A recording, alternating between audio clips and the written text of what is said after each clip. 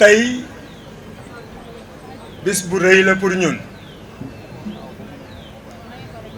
parce que tey la ñuy lancer Pastef Dakar. Pastef Dakar nag c'est un bébé qui est né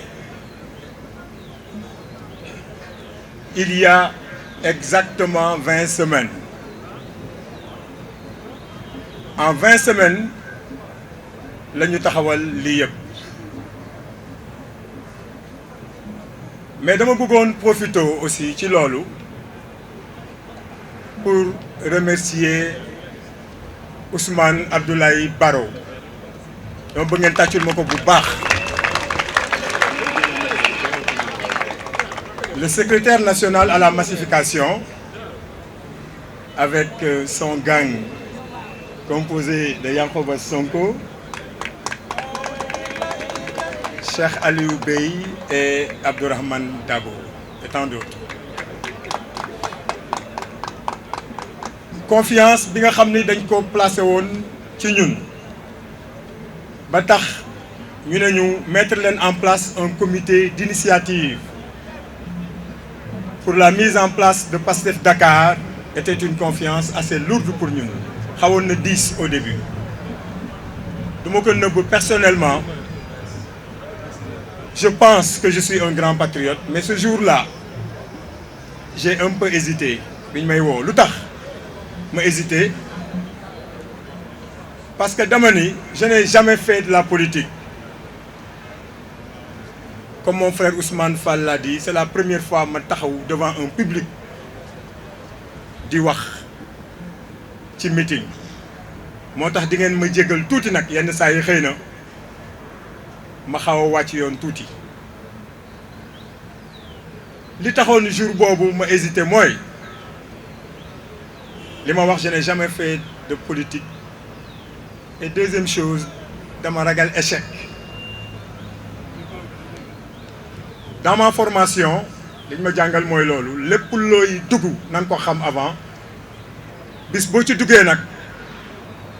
fexeel ba bul dellu ginnaaw moo tax léegi tax naa ci rib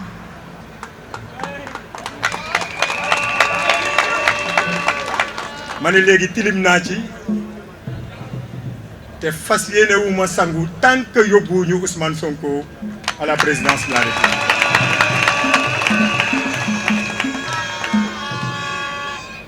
mënuma dem fenn te du ma remercier mes vaillants coordonnateurs de section départementale de section communale saa yu ma jàqee stressé ñoom ñoo may jàppale ñoom ñoo may taxawu ce travail là ñoom la man dama jiitu rek mais la réussite de cet événement leur revient ñoom la du man. Je suis fier de vous mes chers collaborateurs et responsables départementaux. C'est avec eux que j'ai compris que le don de soi pour la patrie existe réellement. dërëm bu gën a tuuti jugewul fenn fudul ci ñoom ak seeni militants. Contrairement aux autres partis yoo xam ne bopp bi mooy def lépp mooy moom chaise am mooy yor ay moo yor courant am sax moo ko moom ay bâche am sax moo koy yor lépp moo koy yor luy ay car jox leen président bu peut-être am na ay car yu fi nekk de mais li ci gën a bari militants yi ñoom ñoo jël cotiser seeni 100 francs seeni 200 francs seeni 500 francs jël ay car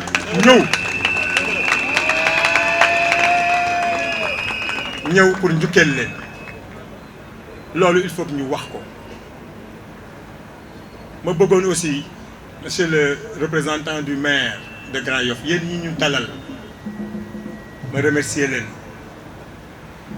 parce que participer ngeen ci événement bi ba ñu soxlaa autorisation xaw nañu dem ñaari bërëb ñu dàq ñu mais alhamdulilah xëy na lii sax la ñu yéen parce que fañ ko bëggoon defee buñ ko fa defoon sax xëy na lii duñ ko am kon yàlla moo xam li tax ñu mujjee fii ñu leen di yóbbante ci monsieur le maire Khalifa Sall ne leen ko il a tout notre soutien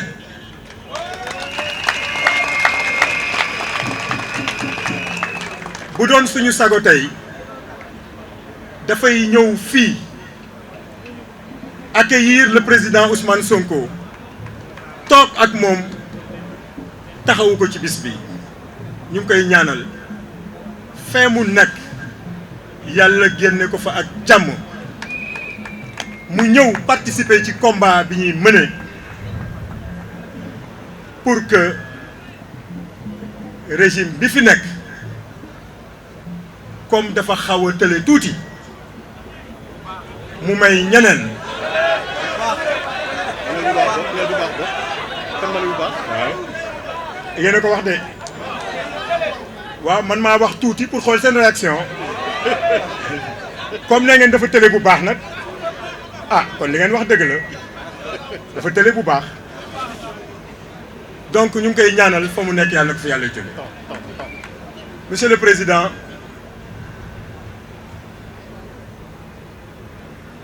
dama bëggoon nga xam benn mbir fépp fu ñu dem soit di monter ay section wala di massifier benn discours bi moom mooy jub seen waa ji mbaa du soppeeku li muy wax de leer na trop waaye comme nag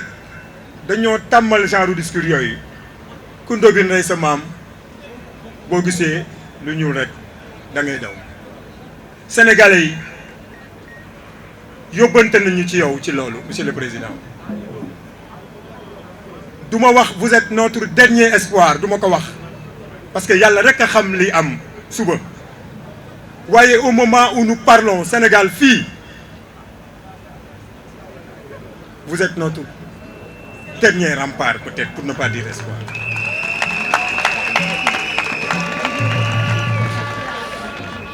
ma ñëw ci beneen mbir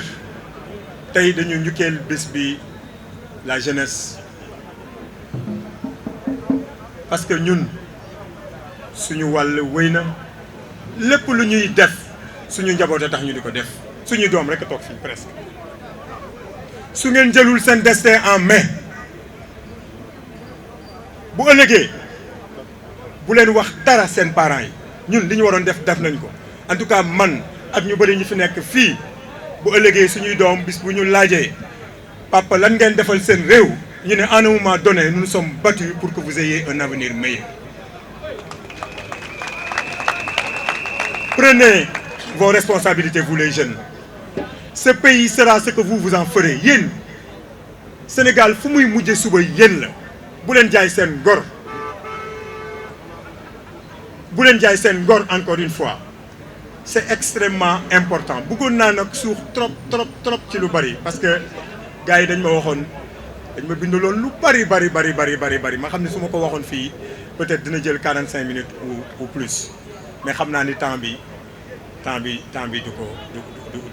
ko mate ñuy ñaan li ñu sumb nii tey moom lancement la rek liñ naan xaw ma yen la xaw ma téeñ la waaw yen baa ngi ñëw lancement mooy lan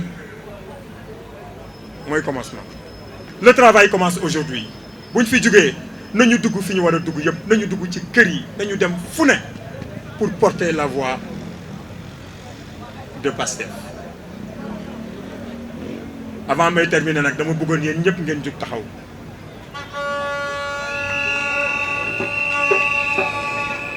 tous debout pour que nous déclarions ici le 29 juillet 2018. 2019. Ah non, nous sommes en 2018. Nous sommes en 2018. Aujourd'hui, c'est le 29 juillet 2018. Je ne me suis pas trompé. Ce n'est pas le 29 juillet 2019. Le 29 juillet 2019, Inch'Allah, le président Ousmane Sonko sera au palais de la République. Solennellement, nous déclarer la candidature du président Ousmane Sonko pour l'élection présidentielle de 2019. Et nous allons l'accompagner au palais de la République.